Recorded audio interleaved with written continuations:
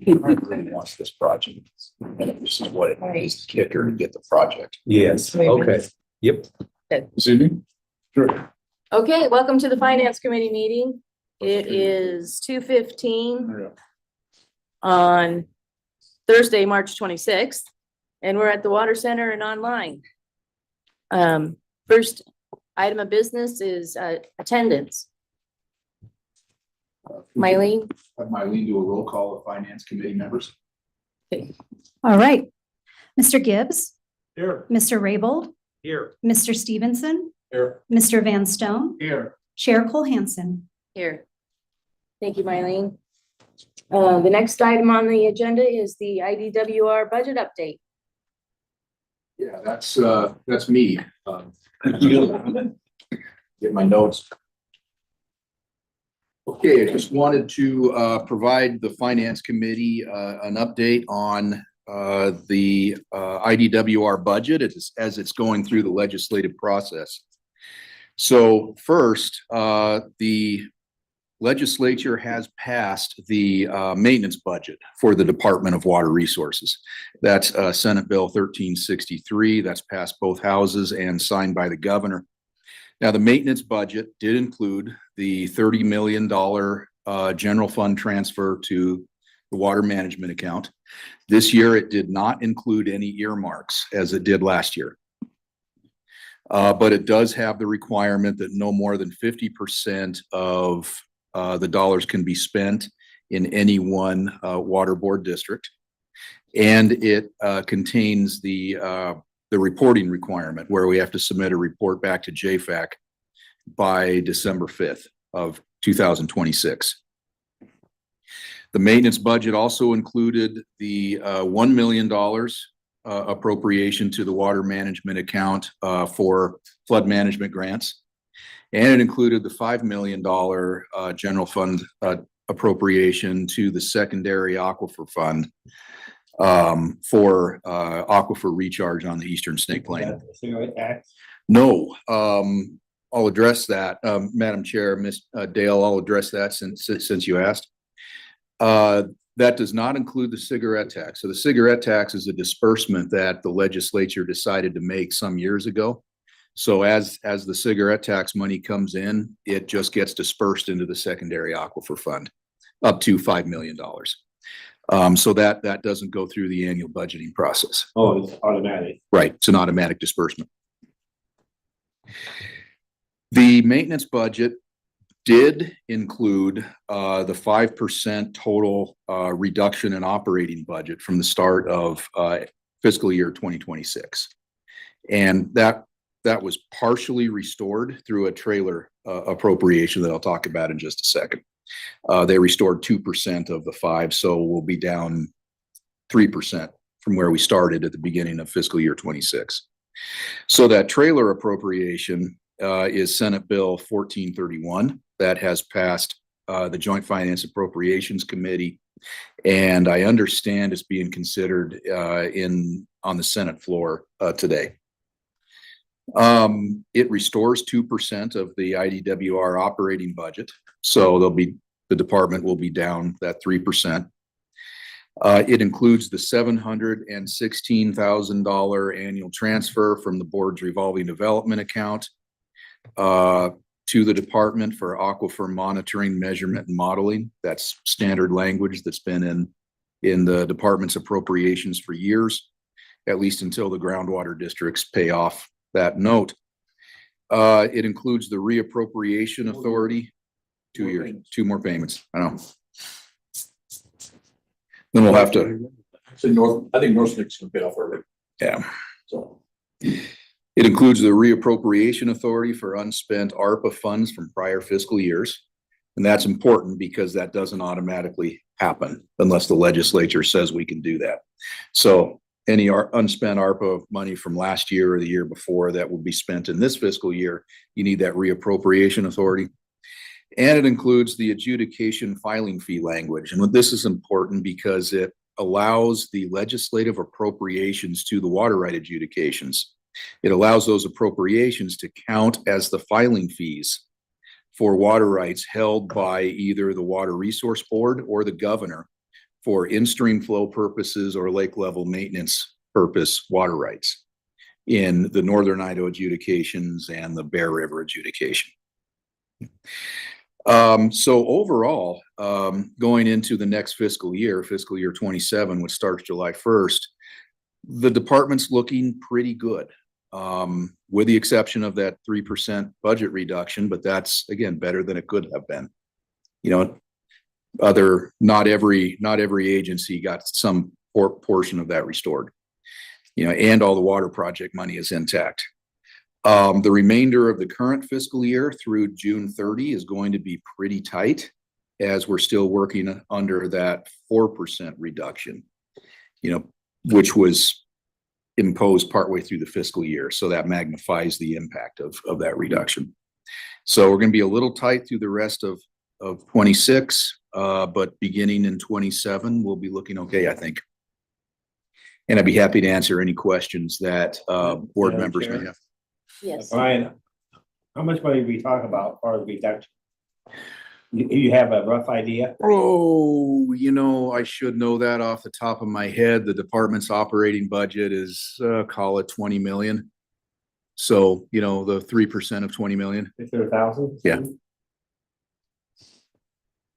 That's pretty good for the money. It is, but 3% is manageable. Yeah. It's manageable for a couple of years. But after, you know, you can only delay replacing pickups and computers for so many years. So we had a 3% built in last year. Mhm. Is that still there? Yes, and in fact, the governor imposed a 3% in September. Yes. 4%. And the legislature added another 1% to it. So a total of 4% Okay. for the current fiscal year. So then beginning next fiscal year, we get 1% back. In theory, Yes. Yes. Yes. Madam Chair, I think it's really important to emphasize that when Mr. Patton says the department's going to be okay, it's going to be okay because they are delaying procurement of and maintenance of vehicles and computers, and I can't imagine what else to make that savings without eliminating personnel, but that can't go on forever. So that's how the department will deal Yes. with the budget cutback. But for the future, we need to have that funding restored. Yes, well said. And as technology is implemented in our daily work lives to reduce personnel costs, training is important. And that is another piece that we are basically cut that back to the bone as well as scrutinizing all travel, scrutinizing other things, all purchases. In fact, Sasha rejected a purchase of hand cleaner the other day. Madam Chair. Wash your hands. For Brian. Now, when you budget for every position that you have in under your authority, but some you don't get filled. Correct. We do budget for all the full-time equivalent positions that we have. But you're right, not every full-time position is always filled.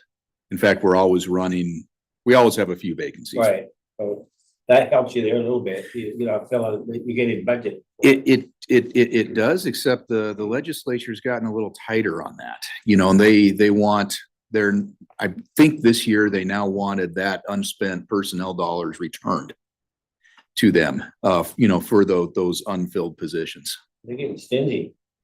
There's tightening up on their management as well. No, Madam Chair, maybe those staying at hotels could bring the hand soap out of the hotel room tomorrow. Attribute that to the staff.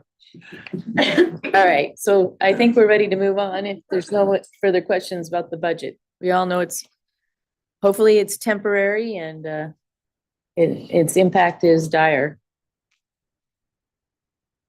So I think we're ready to move on to Anderson Ranch Dam Raise Project Budget Update. And Cynthia will lead off that discussion. Good afternoon, Madam Chair, committee members, board members. Appreciate your willingness to try and help with our internal needs here. So I'll end at that. But yeah, we've got a briefing for you today from from Reclamation staff. Chris Keith, you've met him before. He is the project manager for the Anderson Ranch Dam Raise project. He and others gave an update both on the status of the project, but also on their most recent project cost estimates, which they have reached a 90% design cost estimates on the dam raise itself, at 100% design cost estimates on the corresponding rim projects that will need to be accomplished in order to hold that additional water. And we thought it would be helpful for him to come and give that presentation about those estimated costs to the Finance Committee, particularly given that those costs have increased somewhat. And so it will be necessary for us to have a discussion about how to budget for those costs increase. So Chris will come up and give you a presentation now, and then I will circle back with you in the next agenda item to talk through your various accounts and to have a discussion about where those funds may come from. So I'll turn it over to Chris. Welcome, Chris. Thank you, Madam Chair, members of the board. I feel like I'm back in college, bringing all of my open book papers with me to answer questions. So we will do our best today. Give it a second here and we're good. Okay, very good. All right, well, thank you for the opening, Cynthia. I am also joined by Brianna Pitcock. She is the project manager for the Reservoir Rim project. And it's good to see everybody again. And thank you for the important new work that you all do for managing the state's water. It's a big deal, especially in a year like this. Thank you. So as we get into my agenda, where we're going to head today, just wanted to share a little bit about the project budget background when we had given some previous total project cost estimates, timeline of that, current status of what the numbers are looking like. And then I can get into a little bit of detail with the raise and the reservoir rim cost estimates, the construction cost estimates, and some of those components. Talk a little bit about contingency planning. This has been mentioned at a few different meetings that we've had with some of you and definitely with staff. So this is the main outline we're going to look at. Now, I will say, when I get into this, there's a lot of numbers, and I'm going to throw a lot of numbers at you. I'm a very fluent speaker, so just raise your hand, stop me. We'll get into it, and we can go back and forth between slides. I do not want to blow past something if someone has a question. So looking at the timeline, and you all have seen this before, and this is the most recent version on our public website. A few key facts I want to point out to kind of set the stage, the background is that what I'm going to talk about today is the work that we're doing and we plan to do into the future under the contract we entered into with the board in November of 2021. And that was what initiated our final design processes and a lot of field work, and really got us going into, hey, let's design these things and also get what we needed so we can work on finishing our environmental compliance. Now, if you remember, the environmental compliance is covered under the 2018 MOA that we entered into back when we were doing the feasibility study. So we kicked off what I'm going to talk about in November of 2021.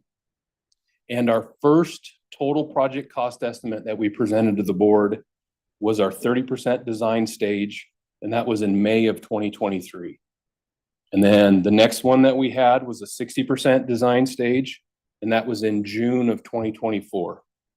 And now here we are at what we consider a 90% design stage total project cost estimate in February of 26. And then as we can talk about, after I get through the slides, of where we're headed with our next cost estimate, stages, and when we would take another look at the total project cost estimate.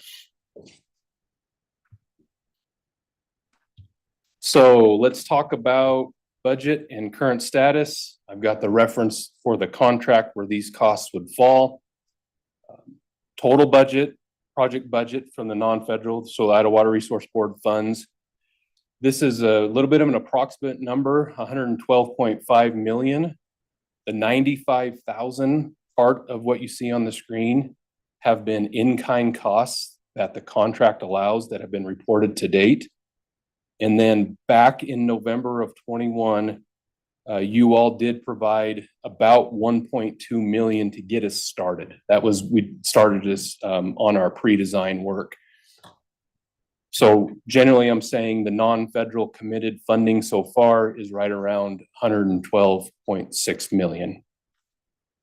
For the federal portion of the cost for design and construction, we've got 17 million, and the two that make up that are the $10 million Water Infrastructure Improvements for the Nation Act, so our WIN Act funding that we had received originally, and then more recently, some additional federal funding that it's going towards a project from the Infrastructure Investments and Jobs Act, or also known as the bill or bipartisan infrastructure law. We received 7 million from that earmarked for the project. Cost estimates to date in terms of expenditures. This is looking back from November of 21 to, I say present, but it's probably about 2 weeks old. Our labor takes a little bit to get through the system. So the number you see is about 2 weeks old. That is right around 15.6 million. So that's the brunt of that is our design, our field explorations, and design from both our team here in Boise and then our team in Denver working on the raise and rim designs. That's the biggest portions of that. And so the board's portion is right around that 88.95% cost allocation. And those percent cost allocations are what were established initially in the feasibility study. And then if we look here at the total project cost estimate, this is what we reported before the storage committee on March 4th. The total project cost estimate, and my next slide gets into what makes up the 149 million. That is looking back to 2021 and projecting forward to 2032. So it includes that 15.6 million. That's what I just want to make sure that's clear.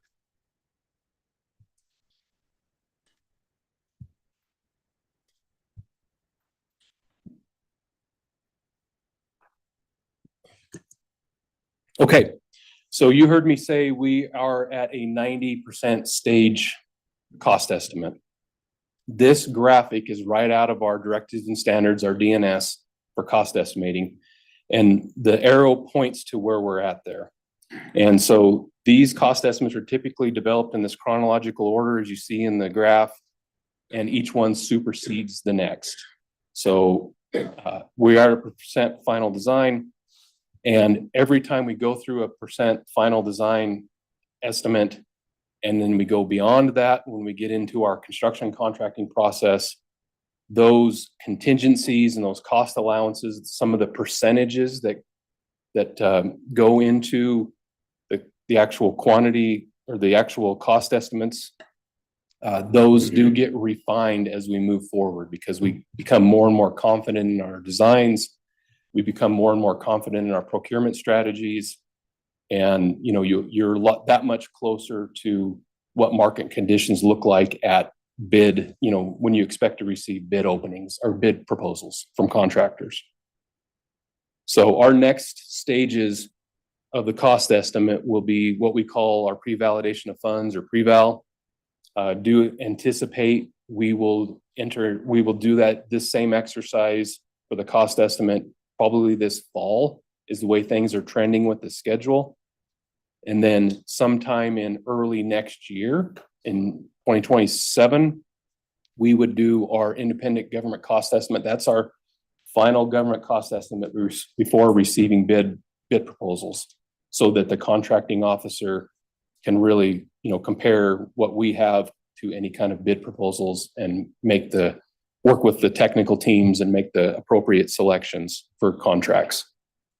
And then what I've got highlighted in the box, and I know there's probably going to be a few questions on this, that once you get into construction, planning for contingencies. So what may show itself in construction that we didn't previously think about, or is in, a differing site condition, or just, how things can go with construction. And so appropriately setting aside money to handle those contract modifications. And each one of those contract modifications does get its own, at the time, independent government cost estimate, as well as the contractors provide us theirs.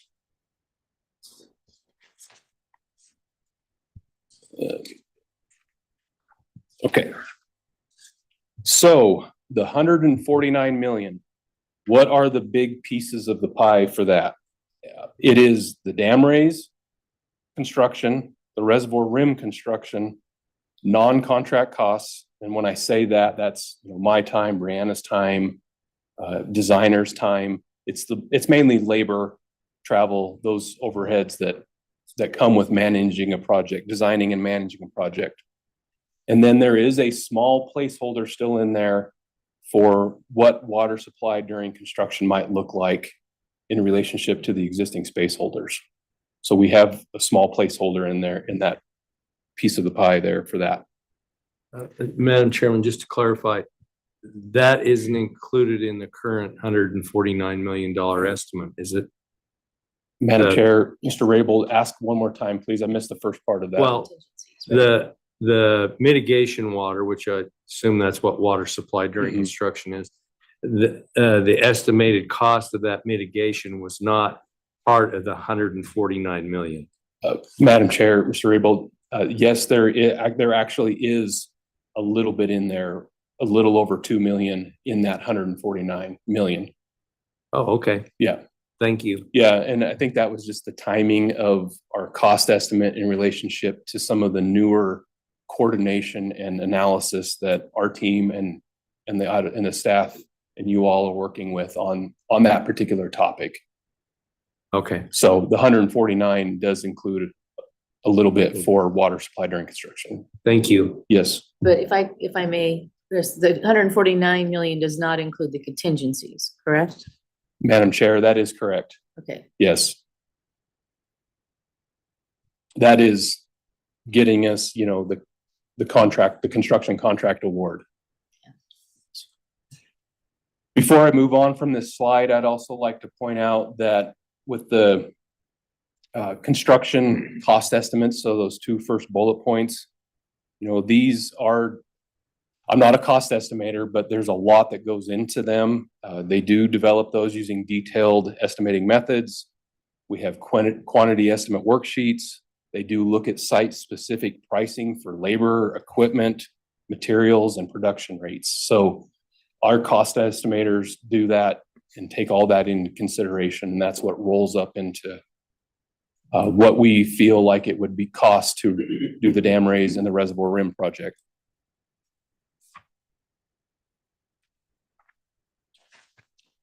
Right. All right, so my last two slides are hitting a few highlights on dam raise, construction cost estimate, some drivers that go into that, and some things that we're seeing, and then also a second slide with the reservoir rim project that will be very similar. So for the dam raise, you heard me mention when we did our 60% cost estimate we shared with you, and now we're at 90. We didn't see an increase in the construction cost estimate. Now, there are several factors that went into that.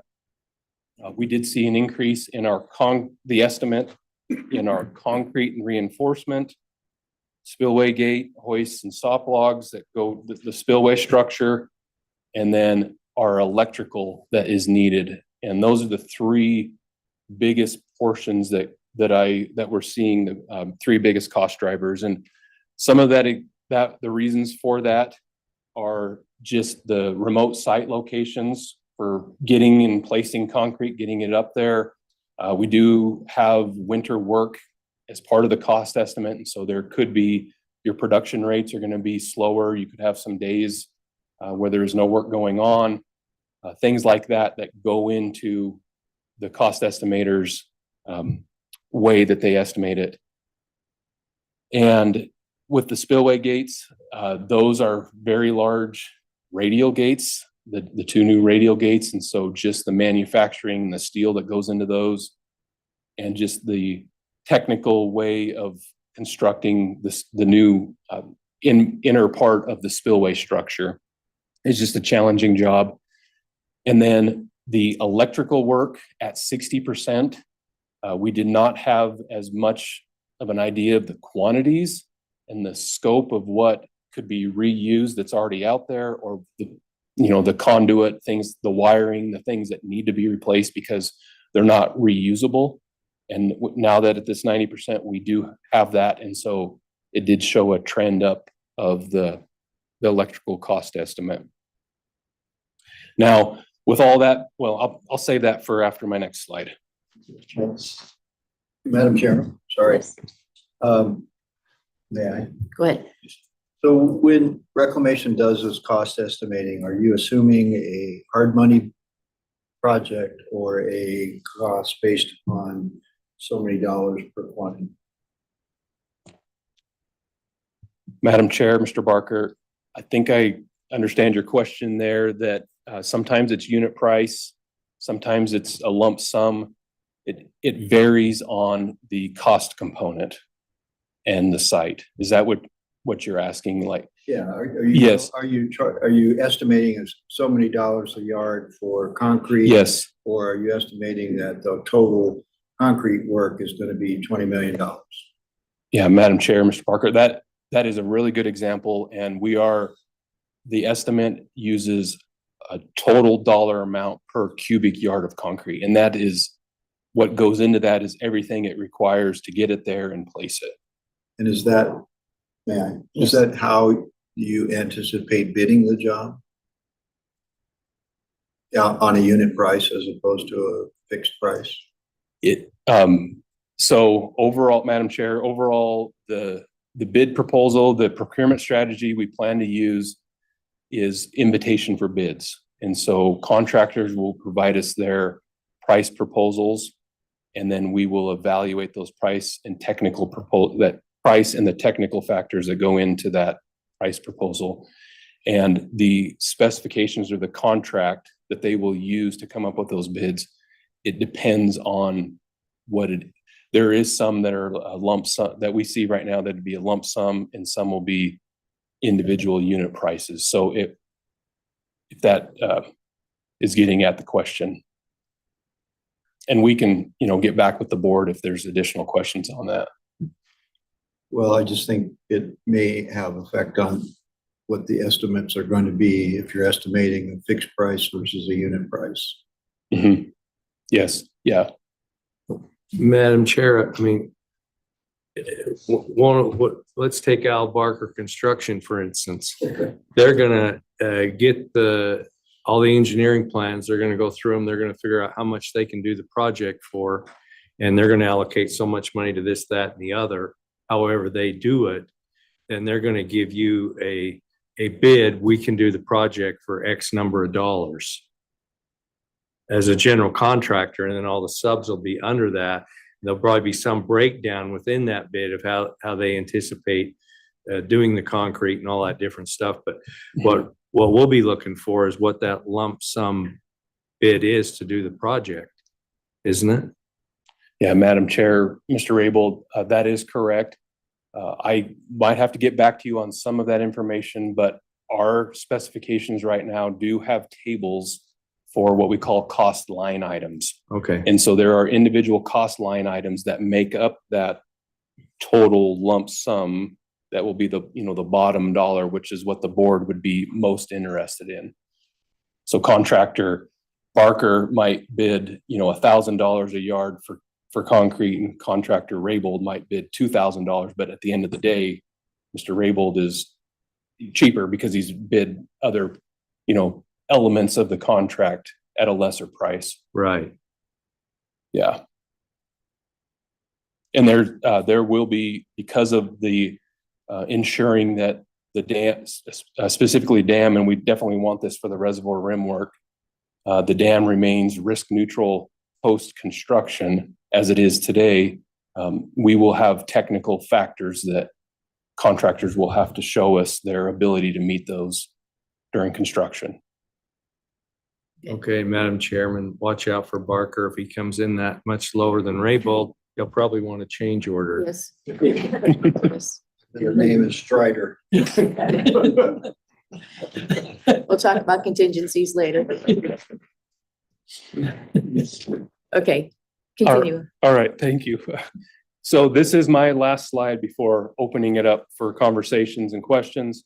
So the reservoir rim project work, you've heard us highlight this, a lot of this is campground, recreation sites, boat ramps, floating boating, boat docks that need to be adjusted because of the new levels, and a lot of erosion control work on the reservoir rim. We did see a construction contract cost estimate from, this one is a little bit different of a stage, but a similar exercise we went through from 90 to 100% construction cost estimate. We didn't see cost increase.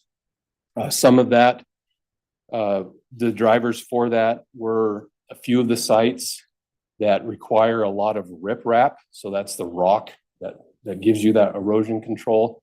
And the sourcing of that, our cost estimators, the location they assumed for sourcing that was further away than Mountain Home. Potential cost savings there is, are there closer sources, or will specific companies or contractors open pits and make it closer? The haul prices would go down. That's things we've been looking at, we've been thinking about, and we remain hopeful for. There's just a lot of soil and rock that needs to go around that reservoir rim, those particular individual sites. So that is the brunt of the costs. And with that, Nobody gets a rock for free. Board Member Gibbs, did you have a comment that, My comment was, I know where they can get some rock for free. oh, don't take it from the rock chucks, right? You talking about my farm, Mark? all right. Finance Committee members, are there any questions for Chris on what was presented today? Other board members? I do have a question. Go ahead. So Chris, what is the current schedule? Have we changed? Are we still, where are we in trying to get this project final design out to bid? Start to work. Yeah, Madam Chair, Mr. Barker, it is very similar to what was reported on March 4th at the Storage Committee meeting, but I'll reiterate that. So environmental compliance is still moving along. We do have our biological assessment over to the Fish and Wildlife Service, and they've conducted their original or their initial pre-review, and so that consultation is set to kick off anytime soon. I don't have a better estimate other than that. And then our final EIS, still targeting getting that complete late this year, late 2026. And along with that is our record of decision. The dam raise design, we do anticipate that. I say spring of this year, but it'll come to me any day. I'll be very transparent with the board. It's on its way. There is some time that our region has to do with the specifications prior to rolling it forward to our acquisition staff. So that work will be going on this spring and summer, and that will sync up with the environmental compliance getting complete.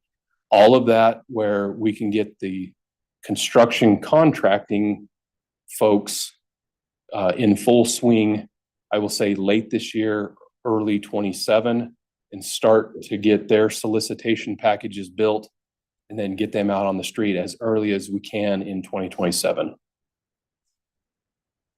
And then there will be some months in time, to allow for bid proposals and In the everything. fall, construction start. Yes, that would be the goal. The goal is to award construction contracts in the fall of 27, if not sooner, but in fall of 27. Yeah, clarify, not award the contract till the fall of 27 or award the contract in time that construction can start in the fall of 27. My schedule estimates, Madam Chair, my schedule estimates awarding them in fall of 27, but we will do our best to get that anytime sooner than that. So construction may not start till 28. Madam Chair, Mr. Raybould, that is I'm correct. sorry. It all depends on the timing of that award and then how fast contractors can mobilize. Okay, all right. Yes, yeah. All right, any other questions? It'll probably be the year that we have 600,000 acre feet to recharge. All right. Thank you for your presentation, Thank you. and we appreciate the effort that the Bureau has put into this project. Thank you, Madam Chair. Thank you, members of the board. Okay, the next item on the agenda is figuring out how we're gonna pay for everything. Madam Chair, I might have drawn the short straw here. Okay. You get your stool.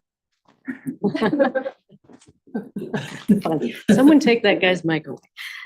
Okay, well, so, Madam Chair, committee members, I want to walk through, I think, I want to talk about a few different topics today with regard to the water management account and the ARPA funds, but certainly the presentation that you just heard is one of the primary discussion points that we want to have. So I'm going to start by just reviewing the board's ARPA spending plan. So, and to discuss with you all where the expenditures are at, remind everybody of the contracts that were let, and talk about possible reallocation of funds associated with some of those projects. And then we'll jump into the water management account and discuss the same topics, potential reallocation of funds, but also just to revisit where you're at in terms of your obligations, and then discuss the new proposals that you have before you today and tomorrow at the board meeting. So to begin here, we've got a table that shows, again, American Rescue Act Plan Act funds. The board was awarded or allocated $250 million. The first appropriation came to you in FY 2023. And the board, in accordance with the federal guidelines, obligated and had projects under contract by the deadline that was December 31st, 2024. And again, the funds will need to be spent by December 31, 2026. But I think these conversations are partially an effort to try to get some of those funds dispersed well in advance of that deadline, knowing that that may be a concern for others throughout the state. So as a reminder then, the board authorized 6 different, I'll call them categories of projects, essentially 6 different projects, including the Anderson Ranch or dedicated funds towards these projects, Anderson Ranch Dam Raise, the Mountain Home Air Force Base project, various ESPA recharge infrastructure projects, the American Falls Dam spillway repair, New York Canal rehabilitation project, and then the Lewiston Orchards Exchange project. In this first column here that I'm flagging, that shows the funds that were obligated as of December 2024, and contracts were built based around those obligations. You see in the next column the expenditures from those under those contracts as of the end of February 2026. And then the next column shows the funds that are available for reallocation, and that's the piece that we want to talk about a bit, or spend a little time on.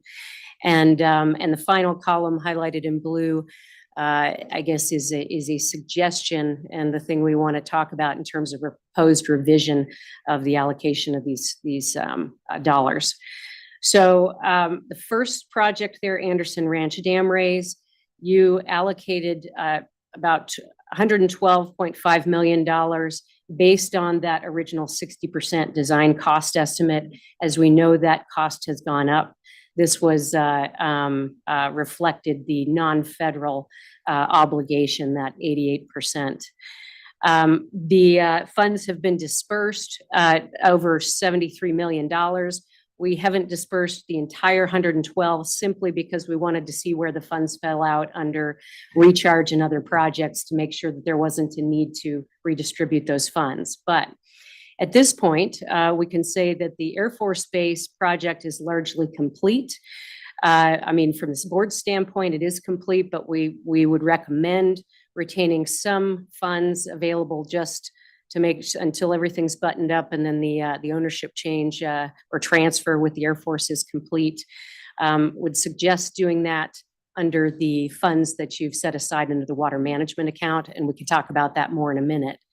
So what we're recommending here is that based on the expenditures to date, that's roughly $4 million. That project came in under budget, under the $33 million that the board set aside for ARPA funds.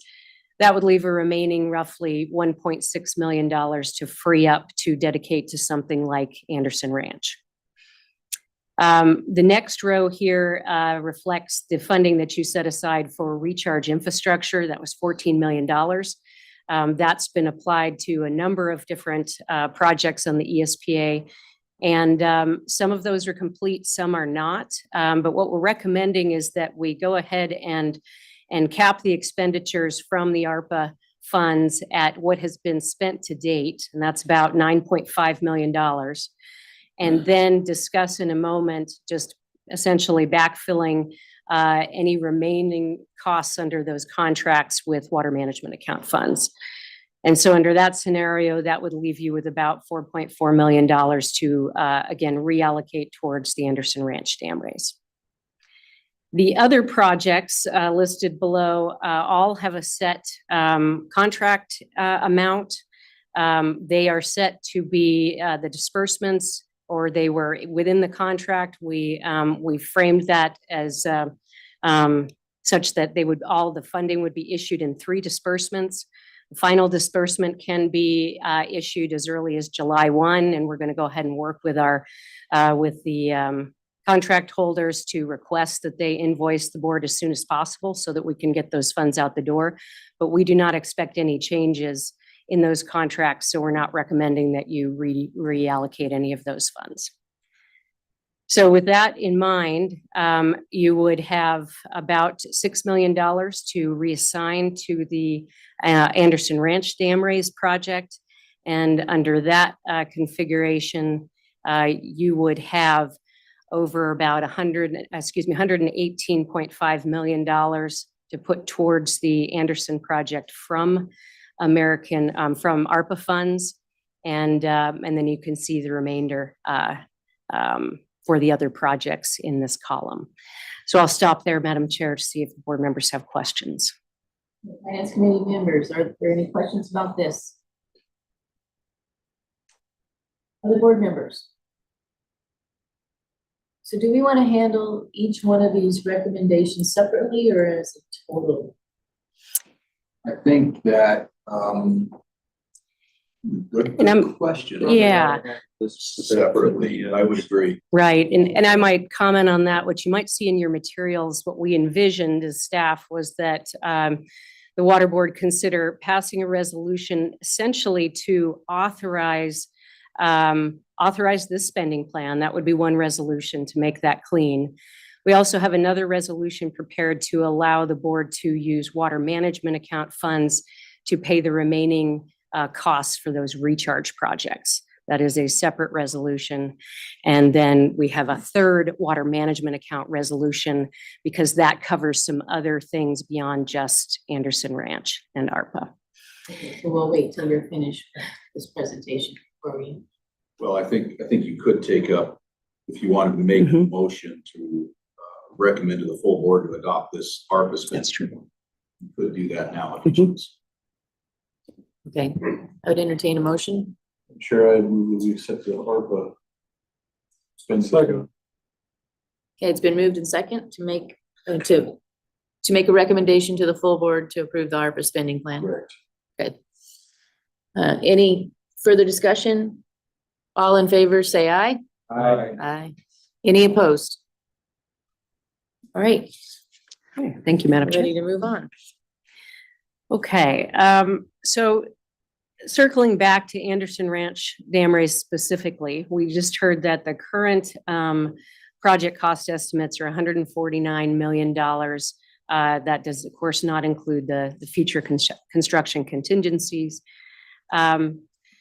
Excuse me, the arrangement and the cost split, as you're aware, is that the federal government will pay approximately 11% of the project costs, and the non-federal entity, the water board, would pay approximately 88.95%. And that would then result in about $132.5 million.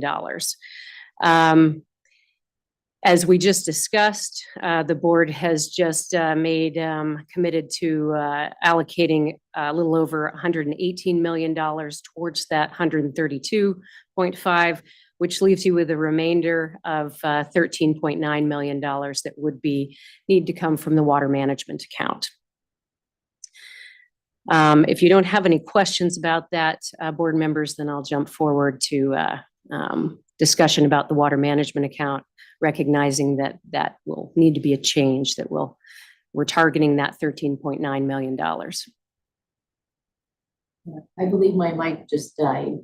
Right now. You got some staff support here. Yeah, mine died about 5 minutes ago. I think it's a strong indicator why we don't have all the meetings. Yes. Oh, thank you. So are we ready to move on, or does any of the finance committee members have any questions about this? Okay, jumping forward and taking a signal from the chairman that we should move this along. This is Not just my intent at all. this is a summary, which you've seen before, of the appropriations to the water management account. This includes, I guess, all of the resolutions that were passed by the board through your January board meeting. You did pass a number of them.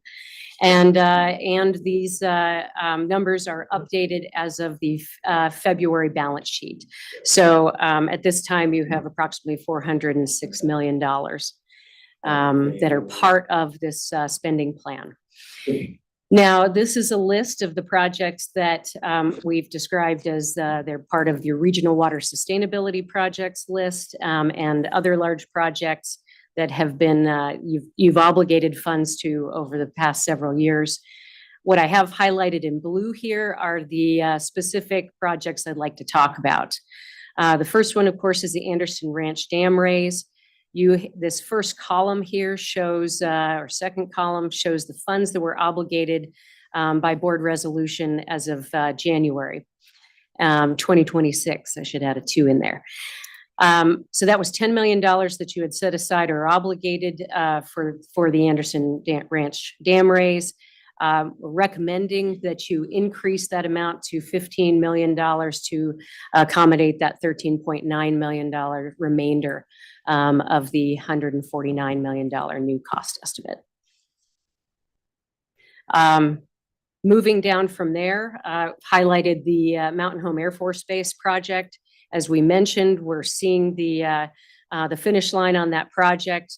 You had obligated $10 million to cover additional costs for that project. We're recommending today that you retain about $2 million, though this is certainly up for discussion, in the event that there are additional costs as we're closing out the project. But that then some of that money, that $10 million, could be freed up for something like the proposal that you just heard in the Aquifer Stabilization Committee to create a Mountain Home Plateau Aquifer Regional Sustainability Program. So that is what is shown here. That would obligate $8 million under this scenario for that program. I'll also just note that you see the asterisks on the in the column here. That represents, or that's an indicator that funds are obligated by the board. However, the board would expect to work with the project partners to evaluate more specifics about how those, and to specifically authorize those expenditures, much as you were discussing with the Elmore County team a little bit earlier, that the expectation would be that they would come back to the board to talk about their specific proposals, project proposals. The next two highlighted rows, the Raft River Pipeline Project, is that's an obligation that the board made some time ago, $7 million. The Raft River group came back before the Finance Committee earlier and we intend to address that proposal to allocate those funds or authorize expenditure tomorrow. And so I'm mainly just bringing that to your attention, that that is obligated, and you'll likely be discussing that tomorrow. Now the recharge, statewide recharge infrastructure. The board has over time dedicated or obligated funds for statewide recharge infrastructure, and has been reallocating those funds as projects have come before them. Obviously, those have been projects in the ESPA. So as you have obligated those funds, we've moved those into the ESPA program. Under this scenario, since we just discussed sweeping some of those funds from the ARPA funding, what we've showing here is reducing that obligated amount for statewide recharge by about $4.4 million. And that will then be applied in the next table that you'll see here to recharge projects that have already been authorized by the board for ARPA, under the ARPA funding table. Please let me know if that made sense. Okay, just to clarify that that reduction on the recharge is the ARPA money? No. So that is, so now that ARPA money is no longer available, it's being reassigned to the Anderson project. So that money needs to now be dedicated to recharge projects from the water management account. Okay, This would backfill. Yes, Okay. backfill that. okay. And you'll see that momentarily in the next slide.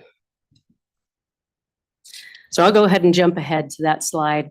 This table reflects all of the various programs and projects that the board is funding under the ESPA Regional Water Sustainability Program. And this includes that $30 million earmark from FY 2026. I did intend to mention at the beginning of this presentation that this discussion does not include any of the funds that Brian just mentioned that we are anticipating under the department's budget for FY 2027. So this is strictly the available funds that you've been working with this last year. So what you see highlighted in blue here again is ESPA recharge infrastructure. You originally, or at least as of January, had obligated $21.5 million for those projects. That is now shown here as an increase because you will be offsetting that, the ARPA funding so you're increasing that by about $4.4 million to support those projects. Okay. Oops. So, jumping ahead then, the rest of this is fairly straightforward. Just going to review the rest of the spending plans so that you're familiar with it. The aging infrastructure grants, Mary spoke a bit about the grant programs this morning. What I'd like to highlight here, and Mary referenced this, that staff has spent some time going through all of the contracts and essentially reconciling where we are at in terms of actual obligations under the current awards and what's been spent. So they've accounted for anything that's been closed out, or if the contracts came in at a different amount. And so what you're seeing here is that there is there was a bit of an increase in funds available. Some money was freed up after reconciling those contracts. So what I'm showing here in the blue highlight is what could be available or was scheduled for the next round of aging infrastructure. You had previously set some money aside, and that has increased because we freed up some money. However, so under this scenario, you have obligated $26 million, but I'm recommending that you use 5 million of this to apply to Anderson Ranch to bring that obligation up to $15 million. There may be other locations you want to pull that money from, but this seemed like a potential opportunity given that we'd freed up some money under the aging infrastructure grants.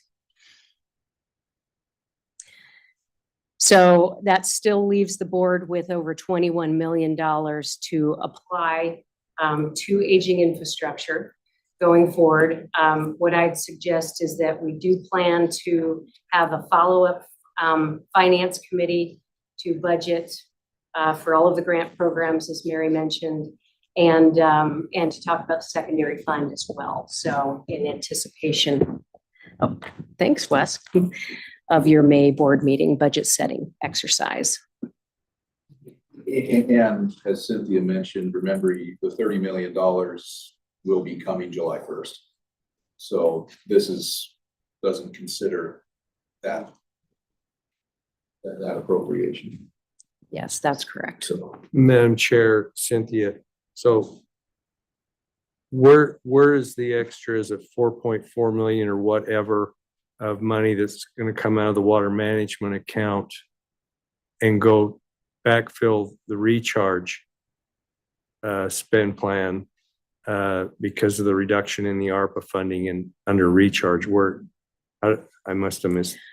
Madam Chair, Board Member Raybould, that has come out of the money that you had set aside for statewide recharge infrastructure. So I've reduced that from as of January, you had $14.5 million available under that line item.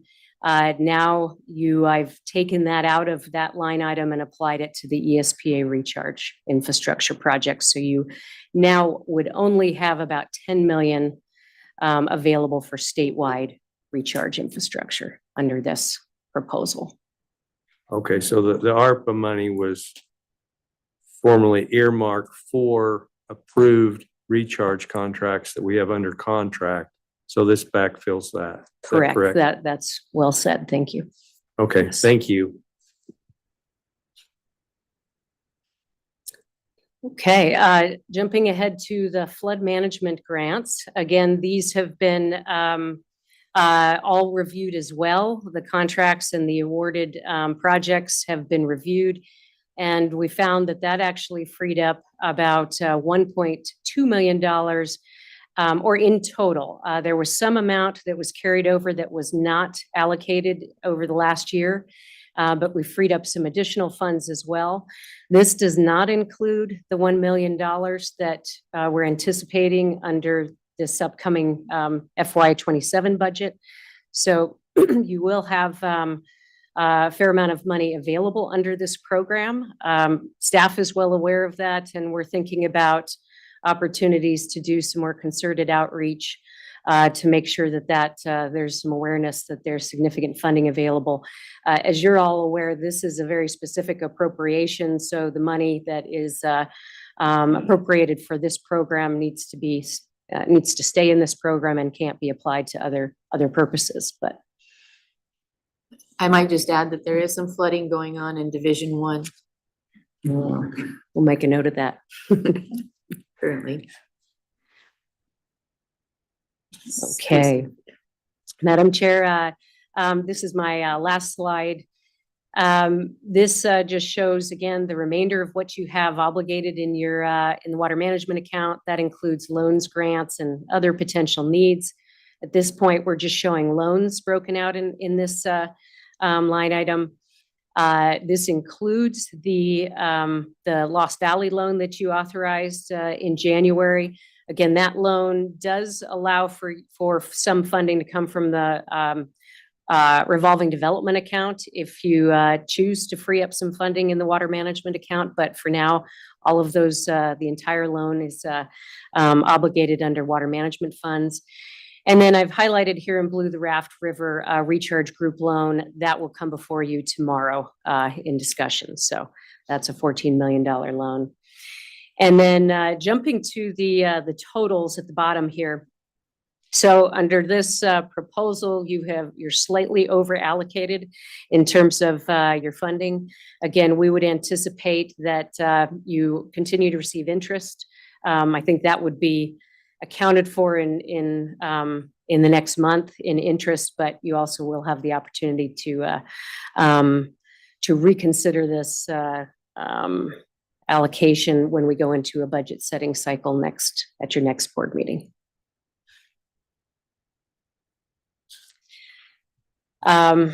So finally, I've just highlighted here what we discussed earlier, that we have prepared 3 separate resolutions to address these different topics. One, you've already made a motion on, that would be the number 2, that second resolution, which would modify the board's ARPA funding spending plan.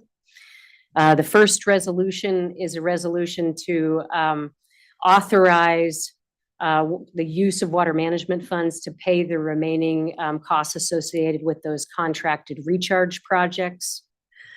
And then the third resolution would amend the fiscal year water management account spending plan to accommodate these changes and to include the Mountain Home Aquifer, Plateau Aquifer Regional Sustainability Program. Okay. So I do have a question. If you go back to the water quality grants or that we gave $200,000 a year for the last 3 years, this morning we got a presentation about the McMahon study in Mid-Snake. Where's that money coming from to pay for that? Yep, Mr. Barker. Yes, I think that is coming from this money. It has been fully obligated. Mm-hmm. Okay, got it. Yep. Thank you for the question. But that's still ongoing, even though the obligation was in earlier years, right? That's correct. Okay. So where's it gonna get funded after this?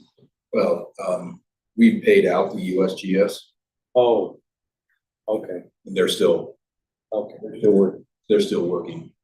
okay. We're expecting a report, I think sometime this year, but I'd have to check with my team to verify that. USGS will be All right. Okay. So, Madam Chair, yeah, I have nothing else to present unless you'd like to look more specifically at the resolutions or have additional questions about those resolutions. I think we are ready. Does anyone want to see the resolutions, or you comfortable with making a recommendation to the full board from the Finance Committee members?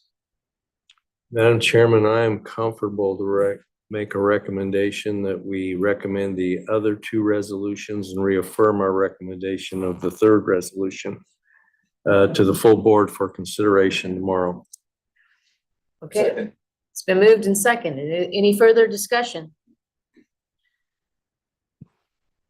All in favor, say aye. Aye. Any opposed? Well done, Cynthia. Okay, thank you, Madam Chair.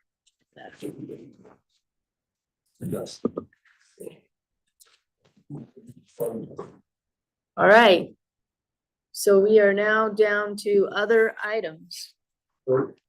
Chair, in Yes. the prior.